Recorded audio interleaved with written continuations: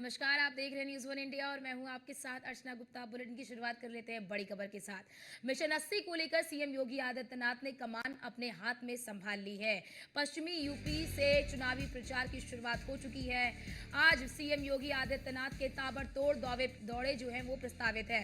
मुजफ्फरनगर, शामली और सहारनपुर के दौरे पर रहेंगे सीएम योगी आदित्यनाथ। इस दौरान चुनावी सम्मेलन को संबोधित करते हुए नजर आएंगे। सुबह 11:35 पर प्रबुद्ध सम्मेलन में शामिल होंगे। सिटी के लाला जगदीश प्रसाद स्कूल में कार्यक्रम का आयोजन किया गया है। मुजफ्फरनगर के बाद शामली जाएंगे सीएम योगी आदित्यनाथ। 2 बजे Scottish international Kairana road Shamli में कार्यक्रम प्रस्तावित है, उसमें शामिल होंगे। शामली के सहारनपुर में चुनावी सभा को भी संबोधित करेंगे। प्रबुद्ध सम्मेलन में मुख्यमंत्री योगी आदित्यनाथ शामिल होंगे। शाम 4 बजे जनमंच प्रेक्षागृह सहारनपुर में सम्मेलन है, उस सम्मेलन में भी शामिल होंगे। सभागार में प्रबुद्ध सम्मेलन को संबोधित करेंगे सीएम।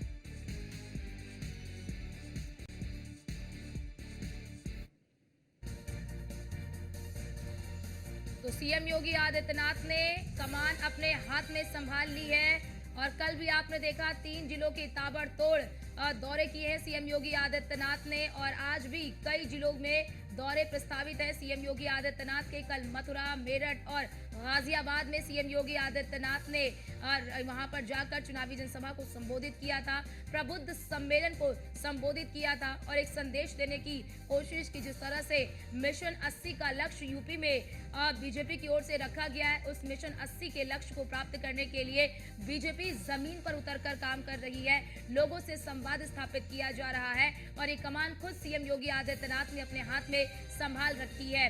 आज भी कई जिलों का दौरा है सीएम योगी आदित्यनाथ का। मुजफ्फरनगर के बाद शामली जाएंगे, सहारनपुर का भी दौरा प्रस्तावित है। 2 बजे स्कॉटिश स्कूल पहुंचेंगे जहां पर कार्यक्रम का आयोजन किया गया है, उस कार्यक्रम में शामिल होंगे। खास तौर से जो प्रबुद्ध सम्मेलन है, इस प्रबुद्ध सम्मेलन में सीएम योगी आदित्यनाथ शामिल होंगे और उसके बाद इस सम्मेलन को संबोधित करेंगे। कई मायनों में ये जो प्रबुद्ध सम्मेलन है वो महत्वपूर्ण माना जाता है क्योंकि इस दौरान समाज के जो प्रबुद्ध वर्ग के लोग होते हैं वो इस सम्मेलन में शामिल होते हैं और इस सम्मेलन के जरिए सीएम योगी आदित्यनाथ इनसे संवाद स्थापित करते हैं और यह कह लीजिए कि केंद्र सरकार और राज्य सरकार की ओर से क्या कुछ बड़े काम किए गए हैं 10 सालों के इस कार्यकाल में, उस कार्य को भी आप जनता के सामने रखते हैं क्योंकि इस बार का जो लक्ष्य है वो काफी बड़ा है और प्रचार अभियान की शुरुआत हो चुकी है। कल आपने मथुरा में देखा किस प्रकार से सीएम योगी आदित्यनाथ ने प्रबुद्ध सम्मेलन वहां पर किया। मथुरा के बाद मेरठ गए, मेरठ के बाद गाजियाबाद गए क्योंकि इस बार आप देख रहे हैं कि लगातार बीजेपी के जो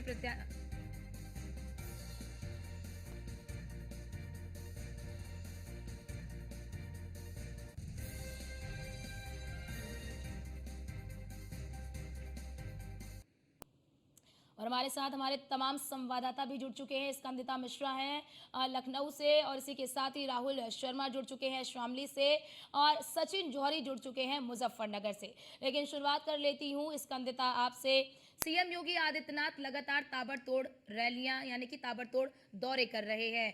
क्या इससे ये माना जाए कि बीजेपी चुनाव अभियान में कह लीजिए कि बहुत आगे निकल चुकी है और विपक्ष अभी कई कोसों दूर है?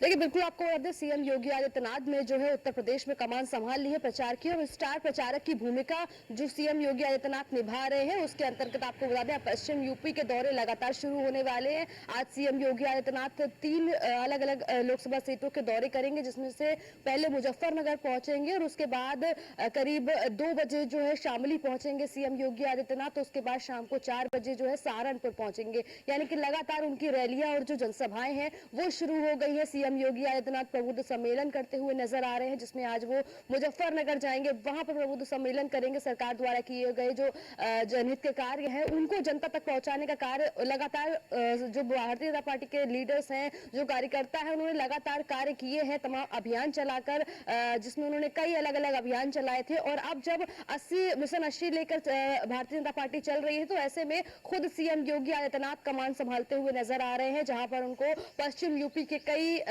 जो लोकसभा सीटों की जिम्मेदारी सौंपी हुई है, वहां पर स्टार प्रचारक की भूमिका सीएम योगी आदित्यनाथ निभा रहे हैं। जब बाकी राज्यों में चुनाव होता है तो वहां पर सीएम योगी आदित्यनाथ की डिमांड होती है, लेकिन जब उत्तर प्रदेश की बात आ जाए, खुद उत्तर प्रदेश के मुख्यमंत्री हैं, तो पूरा का पूरा उत्तर प्रदेश के अलग अलग जिलों में जो है अलग अलग लोकसभा सीटों पर सीएम योगी आदित्यनाथ पहुंच रहे हैं। और इसी क्रम में जो है पश्चिम यूपी की कमान संभालते हुए नजर आ रहे हैं, क्योंकि पहले और दूसरे चरण में पूरा का पूरा पश्चिम यूपी है, जहां पर लोकसभा चुनाव होने हैं। तो ऐसे में वहां पर स्टार प्रचारक की भूमिका के तौर पर सीएम योगी आदित्यनाथ उपस्थित रहने वाले हैं, जहां पर वो अलग अलग लोकसभा सीटें पहुंचेंगे। अगर आज की बात कर ली जाए तो आज मुजफ्फरनगर पहुंचेंगे सबसे पहले, और 11:30 बजे जो है वो वहां पर प्रबुद्ध सम्मेलन करते हुए नजर आएंगे, जनता को संबोधित करते हुए नजर आएंगे। उसके बाद करीब 2 बजे जो है वो सीएम योगी आदित्यनाथ शामली रवाना होंगे, और शामली पहुंचकर जो है कैराना रोड पर जो कैराना रोड स्थित जो स्कूल है, वहां पर कार्यक्रम का आयोजन किया गया है। ये कमान संभाल रखी है, क्योंकि लक्ष्य बड़ा है तो परिश्रम और मेहनत भी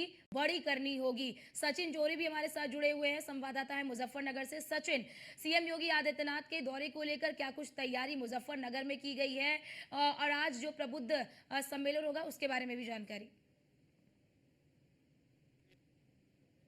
जानसठ रोड पर लाला जगदीश सरस्वती इंटर कॉलेज है, वहां पर यह प्रबुद्ध सम्मेलन होना है। और समाज के बड़े बड़े सभी जो वकील हो, डॉक्टर हो, प्रबुद्ध वर्ग में जो भी आते हैं सभी लोग यहाँ पर रहेंगे, और एक बड़ी गैदरिंग यहाँ पर रहेगी जिसे संबोधित करेंगे सीएम साहब। और बता दूं आपको, जिस तरह से भाजपा ने नारा दिया है कि अब की बार 400 पार, और उत्तर प्रदेश में मिशन 80 को लेकर चल रहे हैं, तो पूरी जबरदस्त तरीके से पूरी भाजपा लग चुकी है। आपको बता दूं 2 दिन पहले यहाँ पर मुजफ्फरनगर में ब्रजेश पाठक उप मुख्यमंत्री आए थे नामांकन में, और आज जिस तरह से मुख्यमंत्री आ रहे हैं तो पूरी तरह से भाजपा लग चुकी है चुनाव प्रचार में। और क्योंकि मुजफ्फरनगर में पहले चरण में चुनाव होना है, कल नामांकन हो चुका है, तो कोई भी कोर कसर भाजपा नहीं छोड़ रही है। जी बिल्कुल, हमारे साथ हमारे संवाददाता राहुल शर्मा भी शामली से जुड़े हुए हैं। राहुल, शामली में किस तरह की तैयारी है सीएम योगी आदित्यनाथ के दौरे को लेकर, और आज जो प्रबुद्ध सम्मेलन करेंगे सीएम योगी आदित्यनाथ उसको लेकर? 1:45 पर सीएम योगी आदित्यनाथ जी का एक हेलीकॉप्टर लैंड करेगा। उसके बाद कैराना रोड पर स्थित स्कॉटिश स्कूल में लगभग 2 बजे सीएम योगी नाथ प्रबुद्ध सम्मेलन को संबोधित करेंगे, जिसमें सभी वर्गों के लोगों को निमंत्रण भी दिया गया है, बुलाया भी गया है। और उसके बाद सभी कार्यकर्ताओं से लगभग 10 से 15 मिनट तक एक अकेले कमरे में बैठ के बात भी करेंगे, जिसके चलते और चप्पे चप्पे पर हर चौराहे पर पुलिस तैनात है, भारी बल पुलिस तैनात है, लगातार चेकिंग अभियान किया जा रहा है। जी बिल्कुल बिल्कुल, और बहुत ज़रूरी भी हो जाता है, क्योंकि सीएम योगी आदित्यनाथ का दौरा है और कई मायनों में महत्वपूर्ण माना जा रहा है। स्कंदिता, आपसे जरा ये समझना चाहेंगे कि हम देख रहे हैं कि सीएम योगी आदित्यनाथ खुद मैदान में उतरे हुए हैं, लक्ष्य रखा है बड़ा तो मेहनत भी कर रहे हैं, लेकिन अगर बात विपक्ष की कर ले तो क्या विपक्ष की ओर से अभी कुछ तय किया गया है कि कब उनका चुनाव प्रचार होगा, कब वो प्रचार करेंगे, किस तरह से उनका जो एक संयुक्त साझा अभियान है वो कब शुरू होगा? देखिए बिल्कुल अर्चना, एक बात आपको साफ बता दें, जिस तरीके से भारतीय जनता पार्टी ने भले ही समय लिया, ज्यादा लिया, लेकिन उन्होंने अपने प्रत्याशियों की घोषणा करने के बाद जो है नाम चेंज नहीं किए। लेकिन अगर विपक्ष की बात कर ली जाए तो विपक्ष में ज्यादातर देखने को मिला है, क्योंकि कल जो है पहले चरण के नॉमिनेशन का आखिरी दिन था। आखिरी दिन तक जो है समाजवादी पार्टी के जो प्रत्याशियों के नाम थे वो कुछ कई प्रत्याशियों के नामों में पेच फंसा हुआ था कि आखिर कौन प्रत्याशी बनेगा। तो कहीं ना कहीं उनके प्रत्याशी के नाम को लेकर अभी तक उनका चिंतन मनन जो है वो जो है पूरी तरीके से साफ नहीं हो पा रहा है, अंतिम मोहर नहीं लग पा रही है। तो कहीं ना कहीं तैयारियां जो है विपक्ष की थोड़ी सी सुस्त प्रत्याशियों के नाम के मामले को देखने में लग रही हैं। लेकिन वही अगर इंडिया गठबंधन की संयुक्त रैलियों की बात कर ली जाए, तो सपा प्रमुख की बात की जाए या फिर कांग्रेस के तमाम लीडर्स की बात की जाए, वो लगातार ये कहते हुए नजर आते हैं कि उनकी जल्द ही संयुक्त रैलियां शुरू होंगी, जिसमें अखिलेश यादव, प्रियंका गांधी, राहुल गांधी जो है वो एक साथ नजर आएंगे। हालांकि अभी तक इसकी कोई आधिकारिक घोषणा नहीं हुई है, आखिर कब वो दिन आएगा, क्योंकि जो जनता है वो भी इंतजार कर रही है और लोगों की खासकर कार्यकर्ताओं की बात की जाए तो उनकी भी इच्छा है कि उनके कब जो है बड़े लीडर्स एक साथ, बड़े चेहरे एक साथ जो है संयुक्त जनसभाएं या संयुक्त रैलियां करते हुए नजर आएंगे। हालांकि समाजवादी पार्टी लगातार कह रही है कि तैयारियां शुरू हो चुकी है। समाजवादी पार्टी के जो लीडर्स हैं, जहां जहां पर प्रत्याशी घोषित हो चुके हैं, खास करके अगर वीवीआईपी सीटों की बात की जाए तो वहां पर जिसको जिसको उम्मीदवार बनाया गया है वो लगातार अपने क्षेत्र में जा रहे हैं और क्षेत्र में जाकर प्रचार करते हुए नजर आ रहे हैं। लेकिन अगर संयुक्त रैलियों की बात की जाए तो अभी तक जो है कोई संयुक्त रैली इंडिया गठबंधन की जो है वो दिखाई नहीं पड़ी है। हालांकि पहले जब राहुल गांधी उत्तर प्रदेश के आए थे, जब अपनी भारत जोड़ो यात्रा लेकर, तो अखिलेश यादव और राहुल गांधी आगरा में एक साथ रैली लेकर निकले थे, जहां पर उन्होंने पीडीए यात्रा का नाम दिया था और राहुल गांधी ने भारत जोड़ो यात्रा का नाम के साथ में दोनों लोग एक साथ नजर आए थे। लेकिन उसके बाद से अभी तक जनता जो है वो लगातार इंतजार में ही है कि आखिर कब विपक्षी नेता एक साथ जनसभा करते हुए नजर आएंगे, इकट्ठी, क्योंकि बैठकों वाला दौर लगातार जारी है। अखिलेश यादव अपने स्तर पर लगातार बैठकें कर रहे हैं।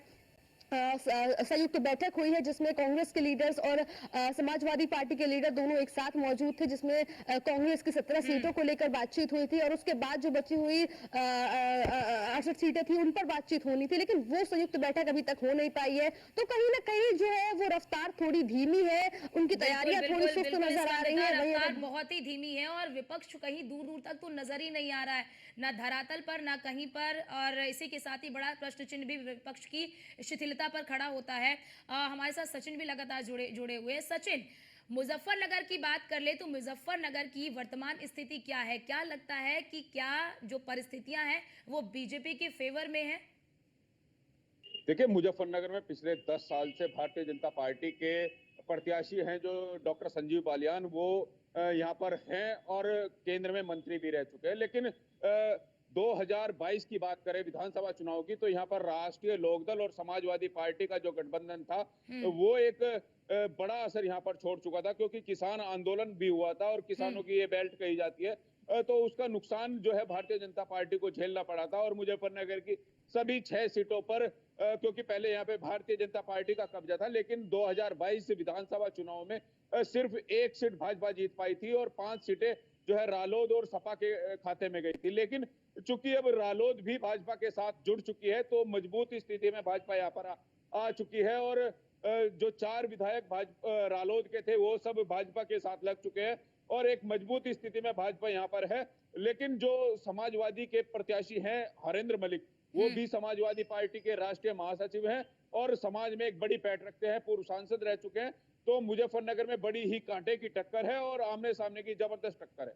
जी बिल्कुल बिल्कुल। राहुल, जरा ये भी बताइए कि शामली में किस तरह के समीकरण फिलहाल मौजूदा समय में नजर आ रहे हैं, और क्योंकि सीएम योगी आदित्यनाथ ने कमान खुद संभाल रखी है तो उसका कितना प्रभाव पड़ने वाला है? शामली में मैं आपको बता दूं, लगातार अभी तक जो भी वो बीजेपी के पक्ष में नजर आ रहा है, लेकिन सपा प्रत्याशी इकरा हसन भी अपने आप में बहुत मजबूत है, क्योंकि उसने 2022 के चुनाव में नाहिद हसन जेल में था, अपने भाई को चुनाव जिता दिया था। लेकिन सबसे बड़ी देखने वाली बात है, हमारे यहाँ 5 विधानसभा पे मुस्लिम वोट लगभग 6 लाख वोट है मुस्लिम, और लगभग 2 लाख जाट वोट है। लेकिन अब देखना है कि मुस्लिम वोट कितना वोट कर सकता है या नहीं कर सकता है। सबसे बड़ी बात है कि मुस्लिम वोट बैंक या किधर जा रहा है, या बसपा पे जा रहा है या समाजवादी पे जा रहा है। जी बिल्कुल। स्कंदिता, जिस तरह से हम देख रहे हैं कि बीजेपी ने सब कुछ फाइनल कर दिया है, प्रत्याशियों की सूची भी फाइनल कर दी है और चुनाव अभियान भी शुरू कर दिया है, ऐसे में क्या लगता है आपको, क्योंकि आप सारी चीजें देख भी रही हैं, ग्राउंड पर मौजूदगी भी है आपकी, कि विपक्ष की मुश्किलें क्या बढ़ती ही हुई नजर आ रही है? चुनौतियां बीजेपी ने विपक्ष के सामने इतनी खड़ी कर दी है कि उससे पार पाना फिलहाल विपक्ष के लिए असंभव नजर आ रहा है?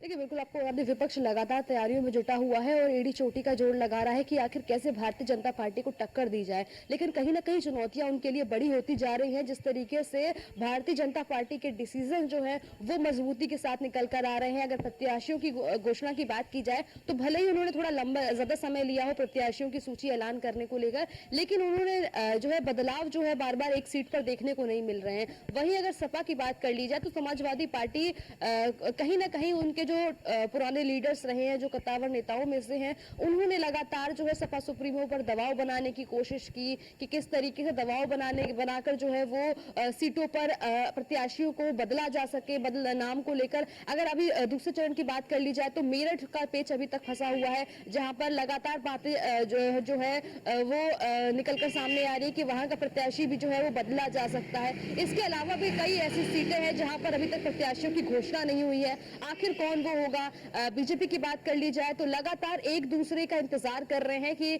पहले कौन अपने पत्ते खोलेगा। खास करके जो वीआईपी सीटों की बात कर ली जाए, कुछ सीटें ऐसी हैं जो भारतीय जनता पार्टी पहले नहीं जीती है, वहां पर लगातार पेच फंसा हुआ है कि समाजवादी पार्टी ने तो अपना उम्मीदवार उतार दिया है, लेकिन बीजेपी की तरफ से कौन उम्मीदवार के तौर पर रहेगा। जिसमें से रायबरेली की सीट की बात कर ली जाए या फिर बरेली की सीट की बात की जाए, मैनपुरी की सीट की बात की जाए, तो कुछ सीटें ऐसी हैं जहां पर कांटे की टक्कर देखने को मिलेगी और वहां पर जो है बीजेपी का प्रत्याशी अभी तक घोषित नहीं हुआ है। तो उसके इंतजार में भी तमाम लोग हैं, विपक्ष भी उसके इंतजार में है कि आखिर बीजेपी किसको मैदान में उतारेगी या कौन सा नया प्रयोग करती हुई भारतीय जनता पार्टी नजर आएगी। वहीं अगर विपक्ष की बात कर ली जाए तो विपक्ष की तैयारियां थोड़ी सी सुस्त चल रही हैं, क्योंकि संयुक्त रैलियां या जनसभाएं करते हुए नहीं नजर आ रहे हैं। हालांकि जो उन्होंने प्रत्याशी घोषित कर दी है, अगर समाजवादी पार्टी की बात की जाए तो शिवपाल यादव लगातार ग्राउंड पर एक्टिव नजर आ रहे हैं। बदायूं से उनको प्रत्याशी घोषित किया है, वो लगातार बदायूं के दौरे पर जा रहे हैं, अलग अलग जिलों में जाकर जो है वहां पर जनता के बीच जो है लोकसभा चुनाव 2024 को लेकर माहौल बनाने का प्रयास कर रहे हैं। समाजवादी पार्टी लगातार पीडीए यात्रा जो है पीडीए का नाम लेकर आगे बढ़ती हुई नजर आ रही है। लेकिन अगर कांग्रेस की बात कर ली जाए तो कांग्रेस अभी तक अपने पहले चरण का जो मतदान है वो पश्चिमी यूपी में है, और पश्चिमी यूपी को लेकर अभी तक विपक्ष की क्या रणनीति है? क्या विपक्ष ये मान बैठी है कि जिस तरह की परिस्थितियां हैं इस परिस्थितियों में विपक्ष कहीं कमजोर है? जिस तरीके से आरएलडी जब टूट गई और जब वो बीजेपी के साथ जाके मिल गई तो कहीं ना कहीं भारतीय जनता पार्टी का पलड़ा भारी हो गया है। ऐसे में समाजवादी पार्टी के लिए बड़ी चुनौतियां हैं कि वो पश्चिम यूपी को या जो कहा जाए जाट बहुल्य इलाके हैं वहां उस एरिया को, जाट लैंड को कैसे संभालेंगे समाजवादी पार्टी की तरफ से। उन्होंने तमाम ऐसी सीटें हैं, अगर बात की जाए तो उन्होंने हरेंद्र मलिक को जो है प्रत्याशी के तौर पर उतारा है संजीव बालियान के खिलाफ में। लेकिन इसके अलावा तमाम ऐसे प्रत्याशी हैं जिनका चयन करना समाजवादी पार्टी के लिए थोड़ा सा मुश्किल था, क्योंकि जब आरएलडी समाजवादी के पार्टी के साथ थी तो कहीं ना कहीं समाजवादी पार्टी का पलड़ा भारी हुआ था। लेकिन अब जब आरएलडी उनके साथ नहीं है, जयंत चौधरी बीजेपी में चले गए हैं, तो समाजवादी पार्टी के लिए चुनौतियां बढ़ गई थी कि पश्चिम यूपी को कैसे संभाले। और जब सीएम योगी आदित्यनाथ ने खुद जो है कमान संभाल रखी है पश्चिम यूपी की, वो खुद वहां पर स्टार प्रचारक के तौर पर जा रहे हैं, तो अब समाजवादी पार्टी के लिए वो चैलेंज खड़ा होता है कि स्टार प्रचारकों की लिस्ट में समाजवादी पार्टी किसको शामिल करेगी, आखिर किसको मैदान में उतारकर पश्चिम यूपी में प्रचार करती हुई नजर आएगी। लगातार ये चैलेंज बना हुआ है और समाजवादी पार्टी के जो प्रत्याशी हैं वो अपने अपने जो लोकसभा सीट है वहां पर प्रत्याशी अपने अपने लोकसभा सीट पर प्रचार करते हैं। अभी बात करें तो उनकी तो अभी प्रत्याशी ही चयनित नहीं हो पाए, यानी कि प्रत्याशी ही जो है कि वो सुनिश्चित नहीं हो पाए कि कौन मैदान में जाएगा, कौन मैदान से बाहर आएगा। सचिन जोरी, जरा ये बताइए कि मुजफ्फरनगर में आज जो प्रबुद्ध सम्मेलन है सीएम योगी आदित्यनाथ के साथ कौन कौन मंच पर नजर आ सकते हैं? देखिए, मुजफ्फरनगर में 3 मंत्री हैं और केंद्रीय राज्य मंत्री जो स्वयं प्रत्याशी हैं डॉक्टर संजीव बालियान, राज्य मंत्री यहाँ पर उत्तर प्रदेश सरकार में हैं कपिल देव अग्रवाल, और अभी अभी कैबिनेट मंत्री अनिल कुमार बने हैं, वो सब रहेंगे। इसके अलावा कई बड़े नेता यहाँ पर देखने को मिलेंगे। और क्योंकि मुजफ्फरनगर को आप देख सकते हैं, पूरे पश्चिम उत्तर प्रदेश में दोनों डिप्टी सीएम लग चुके हैं और स्वयं मुख्यमंत्री कल और आज में कुल 6 जिले में मुख्यमंत्री कवर कर रहे हैं। तो पूरी तरह से भाजपा जो है चुनाव प्रचार प्रसार में उतर चुकी है। लेकिन दूसरी विपक्ष की अगर बात करें, विपक्ष कहीं भी इस समय चुनाव प्रचार प्रसार में विपक्ष के जो बड़े नेता हैं वे नहीं टिक रहे हैं। लेकिन भारतीय जनता पार्टी का उच्च नेतृत्व पूरी तरह से चुनाव प्रचार प्रसार में लग चुका है और जिस तरह से ताबड़तोड़ एक के बाद एक दूसरा जिला कवर किया जा रहा है। तो बड़ी मजबूत स्थिति में भारतीय जनता पार्टी आ चुकी है। यानी सचिन, ये समझा जाए कि जिस तरह की परिस्थितियां हैं, जिस तरह से एक तरफ बीजेपी ने अपना प्रत्याशी भी घोषित कर दिया है, प्रत्याशी के लिए आप कह लीजिए कि लोगों से वोट की अपील भी कर रहे हैं, और आप बता रहे हैं कि विपक्ष जो है वो फिलहाल धरातल पर नजर नहीं आ रहा है, तो इस बार जीत का मैंडेट क्या बीजेपी के लिए पिछले बार के चुनाव से बड़ा हो सकता है? पिछली बार भी मुजफ्फरनगर की अगर बात करें तो समाजवादी पार्टी और रालोद का गठबंधन था, और उसकी तरफ से यहाँ जाट समाज के बड़े नेता कहे जाते हैं चौधरी अजीत सिंह, वो डॉक्टर संजीव बालियान के सामने थे। बड़ा चुनाव था यहाँ पर, लेकिन उसके बावजूद भी डॉक्टर संजीव बालियान जीते थे यहाँ पर। और इस बार भी समाजवादी पार्टी की तरफ से यहाँ पर बड़ा चेहरा है हरेंद्र मलिक, जो समाज में एक बड़ी पैठ रखते हैं और पुराने राजनीतिक हैं।